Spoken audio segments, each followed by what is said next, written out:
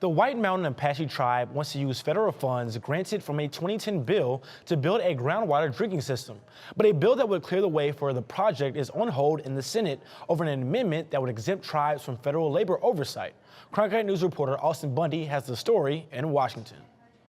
The National Labor Relations Board and water rights are not usually associated, but to the White Mountain Apache tribe, they're tightly entwined. A bill to give the tribe access to federal water project funds now includes an amendment to exempt tribal-run businesses from the Labor Board's rules. The bill passed the House earlier this year with the labor language included, but it's now stuck in the Senate. Arizona Representative Tom O'Halloran said it's because the amendment changes the original promise made with the tribe. This is part of a settlement that we've agreed to as a federal government, as a state government, and other entities with the White Mountain Apache. And part of that was to build this dam. And I think we have that obligation. I know we have that obligation. However, Arizona Senator Jeff Flake argued last week the amendment only gives tribes the same rights other state and local governments enjoy, adding that it's a question of tribal sovereignty. In 2004, the NLRB inappropriately ruled that tribes are no longer exempt.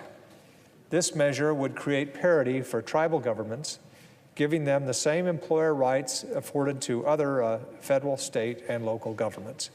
Robert Broccoli, special counsel to the White Mountain Apache tribe during the settlement, agrees and said tribal governments should be left to regulate their own businesses. They don't need another layer of interference from the outside as to their economic development or the way they manage their limited resources, including labor.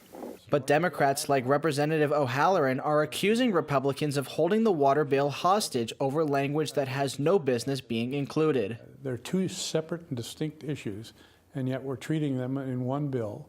One has nothing to do with water. The other one has a lot to do with water and important water issues in Arizona.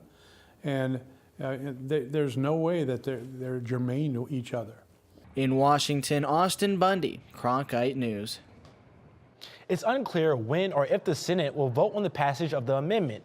Senator Majority Leader Mitch McConnell was unable to end debate on the issue Wednesday, and no further action has been taken since.